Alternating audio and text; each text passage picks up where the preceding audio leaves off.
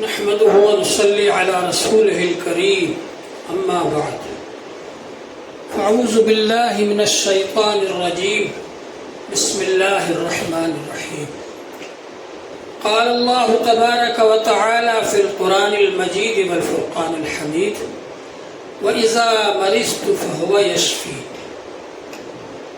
اللہ تعالیٰ نے انسان کو بہت ساری نعمتیں عطا فرمائی، ان میں سے ایک نعمت ہے زندگی۔ اللہ تعالیٰ اگر زندگی عطا نہ فرمائے آدمی کو تو یہ زندہ نہیں رہ سکتا۔ اس کے کھانے کا انتظام کیا، پینے کا انتظام کیا، سانس لینے کے لیے ہوا کا انتظام کیا، آکسیجن کا انتظام کیا۔ اللہ تعالیٰ نے انسان کو زندہ رکھنے کے لیے انتظامات فرمائے۔ اسی طرح سے ایک نعمت ہے صحت اور تندرستی۔ انسان زندہ تو ہے لیکن اگر وہ بیمار ہو جائے تو اس کا زندہ رہنا بڑا مشکل ہو جاتا ہے۔ تو زندگی کے اندر صحت اور تندرستی اللہ تعالیٰ کی نعمت ہے۔ ایک حدیث میں رسول پاک صلی اللہ علیہ وسلم نے ارشاد فرمایا اغتنم خمسا قبل خمس، 5 چیزوں سے پہلے 5 چیزوں کو غنیمت سمجھو، یعنی ان سے فائدہ حاصل کر لو۔ حیاتک قبل موتک، زندگی کو غنیمت سمجھو، موت سے پہلے کب موت آ جائے کچھ نہیں کہہ سکتے، تو جوان بوڑھے سبھی جا رہے ہیں۔ دوسرے وصحتک قبل سقمک، تندرستی کو غنیمت سمجھو بیماری سے پہلے۔ انسان تندرستی میں اس کو یہ خیال نہیں آتا کہ وہ اپنی تندرستی کا شکر ادا کرے اللہ تعالیٰ کے سامنے۔ ایک ایک عضو اللہ تعالیٰ نے کیسے بنایا ہے، اس کے کیا کیا فائدے ہیں اور کیسے وہ کام کر رہا ہے، اور انسان کو پتہ بھی نہیں چلتا۔ دل دھڑکتا رہتا ہے ہمیشہ، خون سپلائی کرتا رہتا ہے پورے بدن کے اندر، اور انسان سو رہا ہے جب بھی دل دھڑک رہا ہے، اور جاگ رہا ہے تب بھی دل دھڑک رہا ہے، اور اس کی زندگی کا انتظام کر رہا ہے کہ پورے بدن میں خون پہنچ جائے، ہر جگہ پر خون پہنچے اور انسان کی زندگی باقی رہے۔ یہ کتنی بڑی نعمت ہے اللہ تعالیٰ کی۔ انسان اس کے بارے میں غور کرے۔ یہ تو جسمانی فائدہ ہے دل کا، اور روحانی فائدہ بھی ہے۔ روحانی فائدہ جب انسان دل کو دل بنا لیتا ہے، اللہ تعالیٰ نے فرمایا جا بقلب سلیم، صحیح سالم دل لے کر کے آئے۔ دل کی جو بیماریاں ہوتی ہیں وہ لے کر نہیں گئے۔ جیسے دل کی بیماری دنیا میں بہت نقصان دہ ہے، ایسے ہی جو دل کی بیماریاں روحانی طور پر بغض ہے، کینہ ہے، حسد ہے، ناشکری ہے، بے صبری ہے، ان سب چیزوں سے آدمی اپنے دل کو بچا کر اور اس کو صاف کر کے اللہ کے دربار میں لے جائے۔ شرک ہے، ریاکاری ہے، ان سب چیزوں سے اللہ تعالی ہم سب کو بچائے۔ یہ دل کی بیماری ہے۔ تو دل کا کام بھی بہت اہم ہے۔ جیسے جسم کو فائدہ پہنچانے میں، جسم کو زندہ رکھنے میں دل کا بڑا اثر ہے، بڑا فائدہ ہے، ایسے ہی انسان جو کام کر رہا ہے اس کام میں بھی اس کا بڑا اثر ہے اور فائدہ ہے۔ اس کے بعد میں جب انسان بیمار ہو جاتا ہے تو اس کو فائدہ محسوس ہوتا ہے، تکلیف ہوتی ہے اس کو بیماری کی حالت میں۔ اور جب وہ بیمار ہو جاتا ہے، مثلا کسی کی آنکھ میں کوئی تکلیف ہو گئی، اب آنکھ سے نظر نہیں آ رہا، اب اس کو سمجھ میں آتا ہے ارے آنکھ کتنی قیمتی چیز ہے، تو دکھنا ہی بند ہو گیا۔ کسی کے کان میں تکلیف ہو گئی، اب اس کو سمجھ میں آتا ہے ارے کان کتنی قیمتی چیز ہے، اب تو کم سنائی دینے لگا، اب کیا ہوگا۔ زبان میں تکلیف ہو گئی، بولتے نہیں بن رہا، اب آدمی سوچتا ہے ارے زبان کتنی قیمتی چیز ہے، اب تو بولتے نہیں بن رہا ہے۔ پیروں میں تکلیف ہو گئی، چلتے نہیں بن رہا، اب آدمی سوچتا ہے ارے تو پیروں میں تکلیف ہو گئی، چلتے نہیں بن رہا ہے، تو بہت قیمتی چیز ہے۔ جی ہاتھوں میں تکلیف ہو گئی، کوئی چیز اٹھاتے نہیں بن رہی، وزن نہیں اٹھ رہا، تو انسان سوچتا رہے یہ تو ہاتھوں میں تکلیف ہو گئی، ہاتھ تو بہت قیمتی چیز ہے۔ تو یہ سب کی سب نعمتیں اللہ تعالیٰ کی دی ہوئی ہیں، اور سب کی سب نعمتیں قیمتی ہیں۔ اور بیماری اس لیے آتی ہے تاکہ انسان کو ان اعضاء اور جوارح کی اور ان نعمتوں کی قدر و قیمت محسوس ہو۔ انسان کو یہ محسوس ہو کہ آنکھ کتنی قیمتی چیز ہے، ناک کتنی قیمتی چیز ہے، دانت کتنی قیمتی چیز ہے، زبان کتنی قیمتی چیز ہے، کان کتنی قیمتی چیز ہے، ہاتھ کتنی قیمتی چیز ہے، پاؤں کتنی قیمتی چیز ہے۔ اور پھر اندر کے جو اعضاء ہیں، اللہ تعالیٰ نے جگر عطا فرمایا۔ جگر جو ہے وہ خون بناتا ہے۔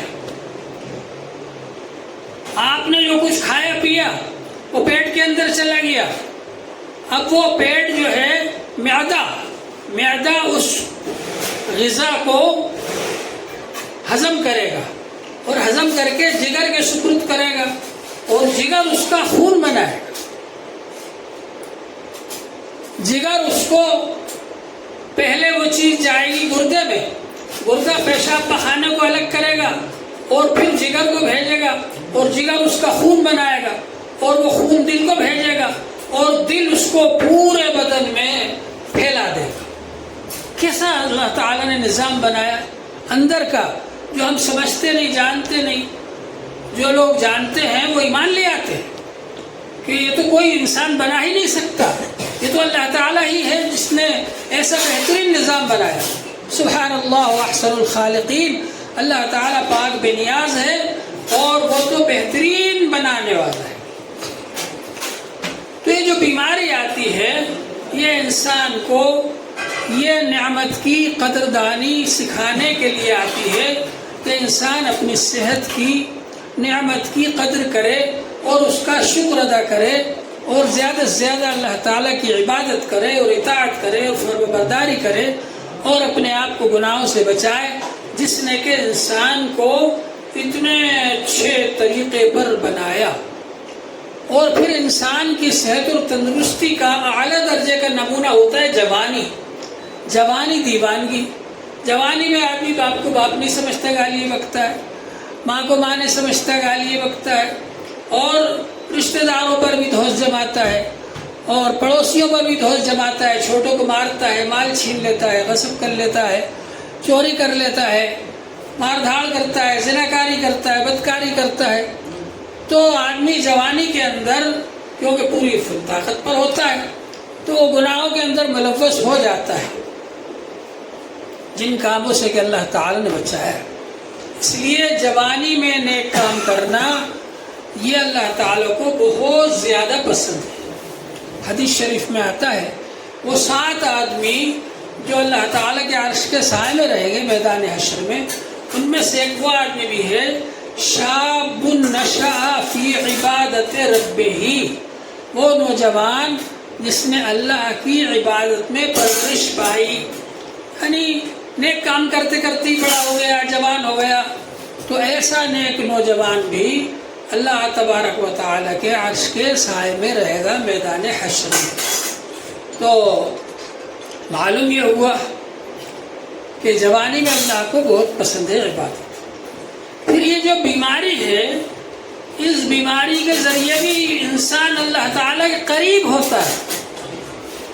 جیسے نماز پڑھنے سے اللہ کے قریب ہوتا ہے، پاکی حاصل کرنے سے اللہ کے قریب ہوتا ہے، قرآن پاک پڑھنے سے اللہ کے قریب ہوتا ہے، ذکر کرنے سے اللہ کے قریب ہوتا ہے، اسی طرح سے بیماری سے بھی انسان اللہ کے قریب ہوتا ہے۔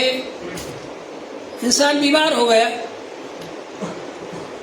جوانی میں اور تندرستی میں آدمی اللہ کو بھول جاتا ہے، جوان ہے، تندرست ہے، لا تمش فی الارض مرحا، اکڑ کر نہ چلو، انک لن تخرق الارض ولن تبلغ الجبال طولا، تو نہ تو زمین کو پھاڑ سکتا ہے اور نہ پہاڑ کے برابر اونچا ہو سکتا ہے۔ پہاڑ جتنا اونچا ہے انسان اتنا اونچا نہیں ہو سکتا۔ زمین پر پاؤں رکھنے سے زمین پر پاؤں پٹک پٹک کے چلتا ہے، دھما دھم، زمین کو نہیں پھاڑ سکتا۔ تو انسان کو گھمنڈ ہو جاتا ہے جوانی اور تندرستی میں، اور اللہ تبارک و تعالیٰ کو بھی کچھ نہیں سمجھتا، وہ رسول پاک صلی اللہ علیہ وسلم کچھ نہیں سمجھتا، علماء کرام کو کچھ نہیں سمجھتا، اول فول بکتا ہے۔ لیکن اللہ تبارک و تعالیٰ انسان سے اپنی قدرت تو منوا ہی لیتے ہیں۔ اب جب انسان بیمار ہو گیا اور سب ڈاکٹروں نے جواب دے دیے، اب کوئی علاج کرنے والا بھی نہیں ہے، اور سگی اولاد بھی بوجھ سمجھنے لگی اور یہ نفرت کرنے لگی کہ کب مرے گا یہ بڈھا، اب آدمی اللہ اللہ اللہ اللہ کرتا ہے کہ اللہ تعالیٰ اب آپ ہی ہیں، اب مجھے بچا لیجئے، مجھے تندرستی دے دیجئے۔ تو صحت کی قدر و قیمت اس وقت معلوم ہوتی ہے جب آدمی کیا ہو جاتا ہے، بیمار ہو جاتا ہے۔ تو بیماری کائے کے لیے آتی ہے؟ اللہ تبارک و تعالیٰ کی طرف سے بیماری اس لیے آتی ہے کہ آپ کو صحت کی نعمت کی قدر کرائے، اور اس لیے آتی ہے کہ آپ کو اللہ کے قریب کر دے۔ حدیث شریف میں آتا ہے بیماری سے انسان کے گناہ دھلتے ہیں۔ حدیث شریف میں آتا ہے کہ جو آدمی بیمار آدمی کی مزاج پرسی کے لیے جاتا ہے تو 70,000 فرشتے اس کے لیے دعا کرتے ہیں۔ کس کے لیے؟ جو جاتا ہے اس کے لیے۔ تو جس کے پاس گیا اس کا کتنا بڑا درجہ ہوگا؟ وہ جس کے لیے دعا کر دے گا اللہ تعالیٰ قبول فرما لیں گے۔ حدیث شریف میں آتا ہے کہ حضور صلی اللہ علیہ وآلہ وسلم نے فرمایا کہ اللہ تعالیٰ پوچھیں گے میدان حشر میں ایک انسان سے کہ بتا، میں نے تجھ کو مال دیا تھا، میرا بندہ، میں بھوکا تھا، تو نے مجھے کھانا نہیں کھلایا۔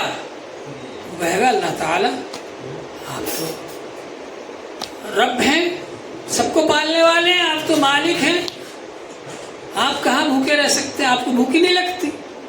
تو اللہ تعالیٰ فرمائیں گے فلاں میرا بندہ بھوکا تھا، تو نے اس کو کھانا نہیں کھلایا، اس نے تجھ سے کھانا مانگا تھا۔ میں پیاسا تھا، تو نے مجھے پانی نہیں پلایا۔ وہ کہے گا اللہ تعالیٰ آپ کو تو پیاس ہی نہیں لگتی۔ کہیں گے فلاں میرا بندہ پیاسا تھا، اس نے تجھ سے پانی مانگا، تو نے پانی نہیں پلایا۔ اللہ تعالیٰ فرمائیں گے میں بیمار تھا، تو میری مزاج پرسی کرنے کے لیے نہیں آیا۔ تو وہ کہے گا اللہ تعالیٰ آپ کو تو بیماری نہیں آتی۔ تو اللہ تعالیٰ فرمائیں گے میرا فلاں بندہ بیمار تھا، تو اس کی مزاج پرسی کرنے نہیں گیا۔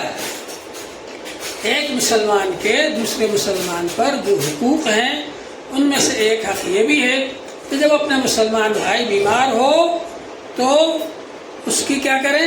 عیادت کریں۔ عیادت کے معنی ہے مزاج پرسی، خیریت پوچھنا۔ مگر مزاج پرسی کا یہ مطلب نہیں کہ وہاں جا کر ایسی باتیں کہے کہ اس کی وجہ سے وہ اور گھبرا جائے، جی ایسی بات نہ کہیں۔ حدیث شریف میں آتا ہے کسی کی مزاج پرسی کے لیے جاؤ تو زیادہ دیر نہ بیٹھو، بس جتنی دیر میں اونٹنی کا دودھ لگا لیتے ہیں اتنی دیر بیٹھو، 10-15 منٹ زیادہ سے زیادہ، اتنی دیر نہ بیٹھو زیادہ دیر تک، اور ایسی بات کہو جو کہ اس کا دل خوش ہو اس سے۔ حضرت تھانوی رحمۃ اللہ علیہ بیمار ہوئے تو ایک صاحب نے آ کر کے مزاج پرسی کی، تو انہوں نے کہا حضرت بہت دن ہو گئے آپ کے بیماری کو، تو حضرت کو بڑا اثر ہوا۔ حضرت نے فرمایا ایسی بات بیمار آدمی کے سامنے نہیں بولنا چاہیے، اور پھر اس سے کہا کہ جاؤ باہر جاؤ، اور باہر سے آ کر سلام کر کے آؤ دوبارہ، اور مجھ سے کہو کہ حضرت انشاءاللہ آپ اچھے ہو جائیں گے۔ تو حضرت نے فرمایا حالانکہ میں نے خود ہی اس کو باہر بھیجا تھا، اور وہ پھر باہر سے آ کر کے اس نے سلام کیا اور یہ کہا کہ حضرت انشاءاللہ آپ اچھے ہو جائیں۔ تو کہہ رہے یہ کہنے سے میرے دل پر خوشی کا ہے۔ تو ہر چیز کا ہم کو ادب سکھایا شریعت نے۔ مزاج پرسی کرنے جاؤ تو یہ کہو لا باس طہور انشاءاللہ، کوئی عرض نہیں، اللہ اچھا کرے، تو یہ کہنے سے بیمار کو خوشی ہوتی۔ تو بہرحال یہ جو ہے بیماری، یہ بیماری بھی اللہ تعالیٰ کی طرف سے آتی ہے۔ بیماری دینے والا بھی اللہ تعالیٰ ہے اور شفا دینے والا بھی اللہ تعالیٰ ہے۔ قرآن پاک میں اللہ تعالیٰ نے فرمایا وَإِذَا مَرِضْتُ فَهُوَ يَشْفِينِ، جب میں بیمار ہوتا ہوں تو اللہ ہی مجھے شفا دیتا ہے۔ یہ کس نے کہا تھا؟ ابراہیم علیہ السلام۔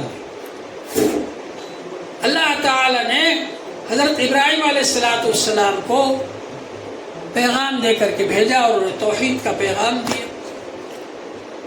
تو اللہ تعالیٰ ہی بیماری سے شفا دینے والا ہے، اللہ تعالیٰ ہی بیماری بھیجتا ہے۔ حتیٰ کہ جب دوا گلے سے نیچے اترتی ہے تو اللہ تعالیٰ سے پوچھتی ہے کہ میں شفا دوں اس بندے کو یا غذا بن کر نکل جاؤں۔ اللہ تعالیٰ کی طرف سے اس کو حکم ہوتا ہے کہ شفا دے تو وہ دوا شفا دیتی ہے، اور اگر اللہ تعالیٰ کی طرف سے حکم ہوتا ہے کہ شفا نہ دے تو وہ غذا بن جاتی۔ تو شفا دینے والا بھی اللہ تعالیٰ ہی ہے۔ اللہ تعالیٰ سے ہی بیماری کی شفا مانگنا چاہیے۔ کتنے ایسے لا علاج مریض ہیں جو الحمد شریف پڑھ کر پانی پلانے کی وجہ سے شفا یاب ہو گئے۔ کتنے ایسے لوگ ہیں جو لوگ کے حرم شریف گئے، کینسر کے مریض تھے، دعا کی اللہ تعالیٰ سے شفا یاب ہو گئے۔ ایک صاحب نے بتایا کہ ہماری لڑکی نہ چلتی تھی، نہ پھرتی تھی، نہ اٹھتی تھی، نہ بیٹھتی تھی۔ ہمارے محلے سے کچھ حضرات حج کے لیے گئے اور انہوں نے وہاں جا کر حرم شریف میں دعا کی۔ اچھی خاصی بڑی لڑکی تھی اور فرمایا کہ ماشاءاللہ اسی دن سے وہ اٹھنے بیٹھنے لگی، کھانے پینے لگی، تندرست ہو گئی۔ تو دعا جو ہے وہ اللہ تعالیٰ قبول فرماتے ہیں، اور جس کے بارے میں دعا قبول فرما لے اس کی شفا ہو جاتی ہے۔ وَإِذَا مَرِضْتُ فَهُوَ يَشْفِينِ، جب میں بیمار ہوتا ہوں تو اللہ تعالیٰ ہی شفا دیتا ہے۔ تو اللہ تعالیٰ سے دعا کرنا چاہیے، اور دوا یہ ایک ذریعہ ہے، دوا بھی کرنا چاہیے۔ دوا کرنا بھی سنت ہے۔ حضور صلی اللہ علیہ وسلم نے بہت سی دوائیں بتائی ہیں، طب نبوی کے نام سے مستقل کتاب موجود ہے۔ کوئی صحابی حضور صلی اللہ علیہ وسلم کے پاس آئے اور کہا کہ اللہ کے رسول، میرے بھائی کو پیٹ میں درد ہے۔ آپ نے فرمایا کہ اس کو شہد پلا۔ شہد پلایا، پھر آ کر کے کہا کہ اللہ کے رسول درد بند نہیں ہوا، کہا اور پلا۔ پھر کہا کہ اللہ کے رسول بند نہیں ہوا، آپ نے کہا اور پلا دو۔ چنانچہ فائدہ ہو گیا۔ پھر آ کر کہا کہ اللہ کے رسول فائدہ ہو گیا۔ آپ نے فرمایا اللہ کا کلام سچا ہے، قرآن پاک میں ہے کہ شہد میں شفا ہے، تیرے بھائی کا پیٹ جھوٹا ہے، اس کو جو دیر میں شفا ہوئی، اللہ کا کلام سچا ہے۔ تو اللہ تبارک و تعالی نے ہم کو ایسی چیزیں بتائی ہیں جن سے کہ فائدہ ہوتا ہے۔ جس طرح ظاہری بیماریوں سے شفا حاصل کرنا ضروری ہے، ایسے ہی یہ جو باطنی بیماریاں ہوتی ہیں، روحانی بیماریاں، ان سے بھی شفا حاصل کرنا ضروری ہے۔ ہم کوشش کریں کہ ظاہری بیماریوں سے بھی شفا ہو اور باطنی بیماریوں سے بھی شفا ہو۔ جس طرح یہ ظاہری بیماریوں کے لیے اسپتال ہوتے ہیں، وہاں جاتے ہیں لوگ، شفا ہوتی ہے، اللہ تعالیٰ شفا عطا فرماتے۔ ایسے ہی باطنی بیماریوں کے لیے جو اسپتال ہے وہ آپ کے یہ ہے، ذکر کی مجلس ہے، علماء کرام ہے، مشائخ ہیں، ان کے پاس جانا چاہیے اور ان سے تعلق جوڑنا چاہیے، ان کے پاس بیٹھنا چاہیے، اپنی اصلاح کرانا چاہیے ان سے۔ بزرگوں نے اس کے لیے اجازت کا سلسلہ شروع فرمایا کہ شیخ کی طرف سے جس کو بیعت کی اجازت دے دی جائے وہ ذکر شروع کرائے اور ذکر کرائے لوگوں کا، اس لیے کہ جو خود ہی اس راستے پر نہیں چلا تو وہ ظاہر بات ہے کہ دوسرے کو کہاں اس راستے پر چلا سکے گا۔ اندھے آدمی کو اگر آپ رہبر بنائیں گے اور اس کے پیچھے چلیں گے تو خود بھی غار میں گرے گا، آپ کو بھی گرائے گا۔ تو ذکر کے لیے ضروری ہے کہ شیخ کا انتخاب صحیح ہو.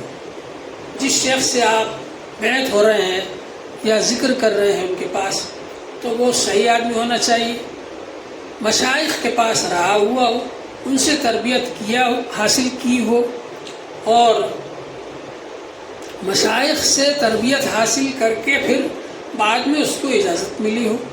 تو سب نشیب و فراز کو وہ جانے گا، کس کو کس طریقے سے کدھر لے کر جانا ہے، کس کو کہاں تک پہنچانا ہے، کیا کیا نشیب و فراز آتے ہیں اس میں، یہ سب وہ بتلائے گا آپ کو. یہاں بھوپال میں ہی ایک صاحب تھے، ایک صاحب سے بیعت ہو گئے وہ، اور انہوں نے ان کو 5000 بار لا الہ الا اللہ بتا دیا. وہ پڑھتے تھے. بھوپال کے ایک عالم صاحب نے ان کے شیخ کو فون بھی کیا، ارے آپ نے ان کو 5000 بار بتا دیا، اتنا کیسے کریں گے؟ انہوں نے کہا کہ اس کا پیر میں ہوں یا آپ ہیں؟ میں ہوں اس کا پیر. ٹھیک ہے. بیچارے نے کچھ دنوں کے بعد خودکشی کر لی. خشکی ہو گئی دماغ پر، یا اور بھی کوئی وجہ ہو سکتی ہے. اسی طرح سے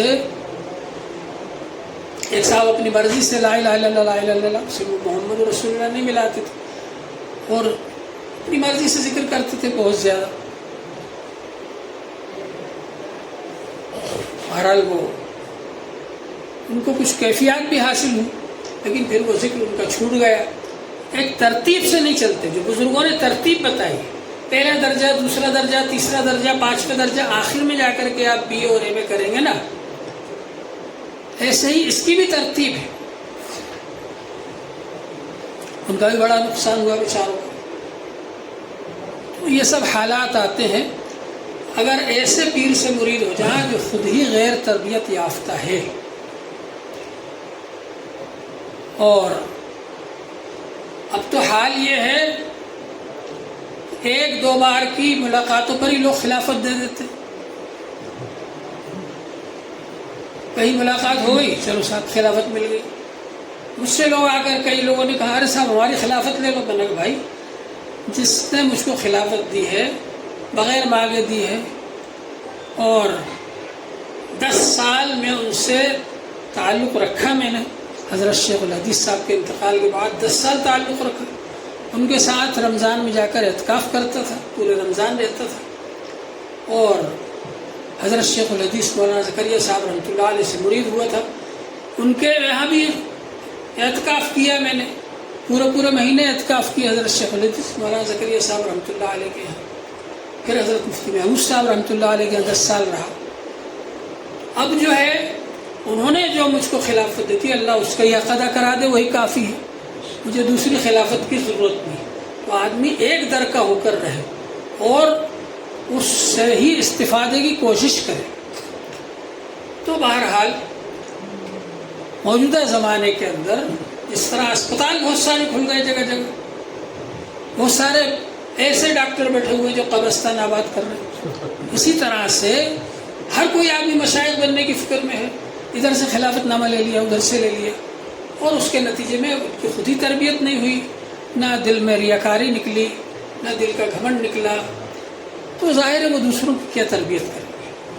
خیر، بہرحال یہ بات بیچ میں آ گئی. میں تو یہ کہہ رہا تھا کہ یہ جس طرح ظاہری بیماری کے اسپتال ہوتے ہیں، ایسے ہی اندرونی بیماری کے اسپتال کی خانقاہ ذکر کی مجالس ہیں، ان میں جانا چاہیے، شریک ہونا چاہیے. اور جیسے ہم بیماری کے لیے اچھے سے اچھے ڈاکٹر کو تلاش کرتے ہیں، ایسے ہی کوشش کرنا چاہیے کہ ہم اچھے سے اچھے شیخ کو تلاش کریں. اللہ تبارک و تعالی ہم سب کو عمل کی توفیق دے.